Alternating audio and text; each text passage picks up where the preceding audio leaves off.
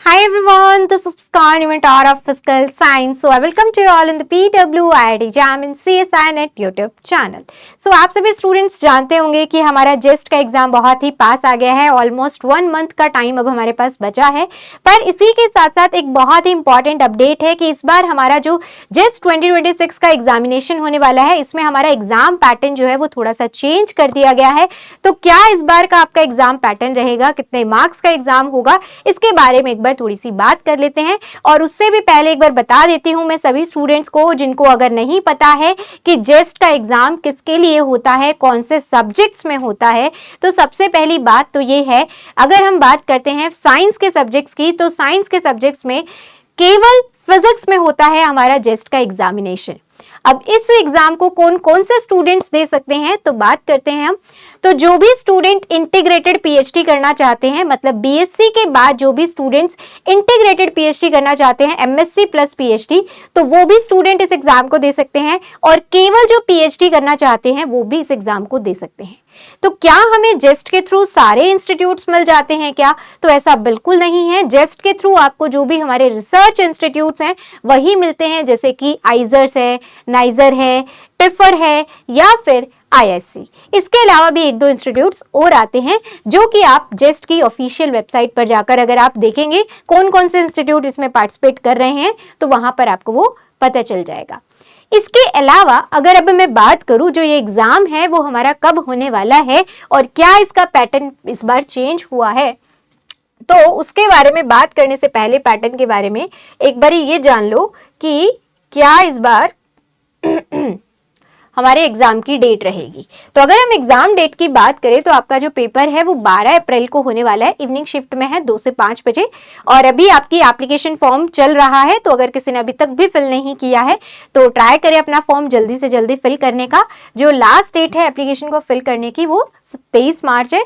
और जैसा कि आप यहाँ पर देख सकते हो बहुत ही बोल्ड वर्ड्स में मेंशन किया गया है कि क्वेश्चन पैटर्न जो है इस बार थोड़ा सा चेंज हुआ है। तो वो क्या चेंज आया है जरा उसके बारे में भी बात कर ली जाए।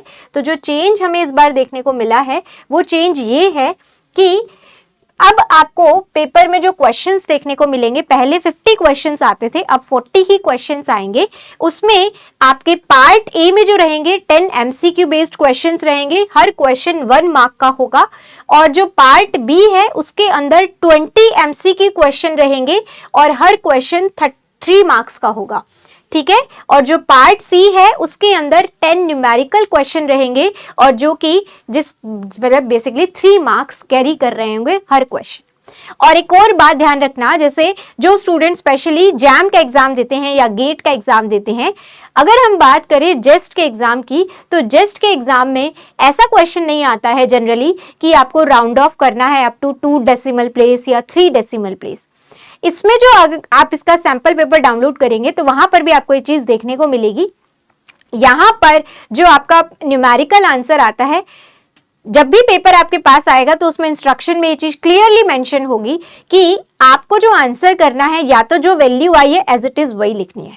अदरवाइज कई बार ये ऐसा बोलते हैं कि 4 सिग्निफिकेंट फिगर तक लिखिए, 3 सिग्निफिकेंट फिगर तक लिखिए।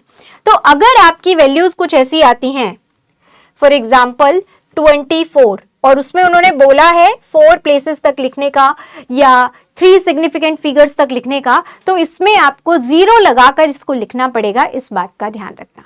और अगर ऐसी कोई इंस्ट्रक्शन नहीं दी गई है, पहले होता था क्योंकि ऐसा, अब अगर मैं बात करूं तो अब ये चीज थोड़ी थोड़ी चेंज हुई है। तो बेटर है जब भी आप एग्जाम देने जाएं अपनी इंस्ट्रक्शंस को जरूर पढ़ लें कि उसमें न्यूमेरिकल क्वेश्चंस के लिए क्या कोई स्पेसिफिक इंस्ट्रक्शंस दी गई हैं या नहीं। अगर कोई भी इंस्ट्रक्शन उसमें नहीं दी गई है तो जो भी आपकी वैल्यू आई है आप उसे ही वहां पर पुट करेंगे। और ये एग्जाम भी अगेन आपका सीबीटी मोड में ही होने वाला है। अभी तक भी कुछ स्टूडेंट को इस चीज को लेकर कंफ्यूजन है कि जेस्ट का एग्जाम पेन पेपर मोड में होता है। अब नहीं होता है भाई, पहले हुआ करता था, अब ये भी सीबीटी मोड में ही होगा। तो इस बात का भी ध्यान रखिए और पेपर देते वक्त इस चीज के इंस्ट्रक्शन को केयरफुली जरूर रीड करना कि न्यूमेरिकल टाइप क्वेश्चन के लिए कोई भी पर्टिकुलर इंस्ट्रक्शन उसमें मेंशन की गई है या नहीं। ये हमारा इस बार थोड़ा सा पैटर्न में चेंज है। अब इसी के साथ साथ एक और इम्पॉर्टेंट बात सभी स्टूडेंट्स के लिए जो जेस्ट की तैयारी कर रहे हैं, चाहे फिर इंटीग्रेटेड पीएचडी या फिर पीएचडी, कि जेस्ट का एग्जाम जब आप देते हो तो जेस्ट के एग्जाम के थ्रू एग्जाम के बाद इंटरव्यू भी होता है। तो इस बात के लिए ध्यान रखिए, जेस्ट में जब आप जेस्ट के थ्रू एग्जाम देंगे, सिलेक्शन होता है, तो पहले आपको एग्जाम क्वालिफाई करना होगा और उसके बाद इसमें इंटरव्यू भी होगा।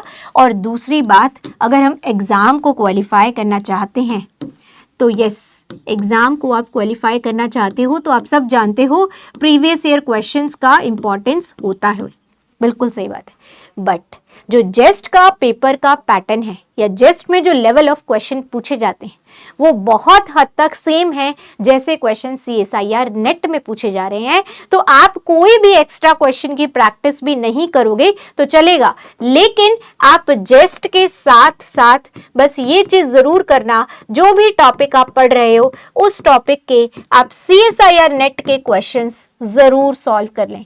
स्पेसिफिकली जो हमारे एडवांस फिजिक्स के टॉपिक होते हैं उसमें तो आप चीज ये जरूर मेक श्योर करें कि आपने जेस्ट के साथ साथ CSIR नेट के प्रीवियस ईयर क्वेश्चंस सॉल्व किए हैं, क्योंकि ऐसा बहुत बार हुआ है कि जो CSIR नेट में आया है वो जेस्ट में आ गया और जो जेस्ट में आया है वो CSIR नेट में आ गया। ठीक है, तो इसीलिए, और लेवल भी सेम है, पैटर्न भी सेम है, टाइप भी सेम है। और कहीं ना कहीं मैं एक चीज ये भी बोल सकती हूँ कि जो जेस्ट है वो भी आपके रिसर्च को टारगेट करता है और CSIR नेट का एग्जाम भी रिसर्च के लिए है, तो एक दोनों का डोमेन भी सेम है, तो इस वजह से भी लेवल ऑफ क्वेश्चन जो होते हैं वो सेम हो जाते हैं।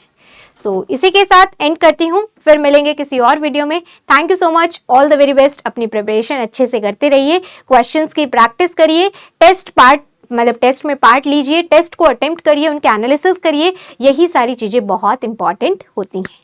Thank you so much.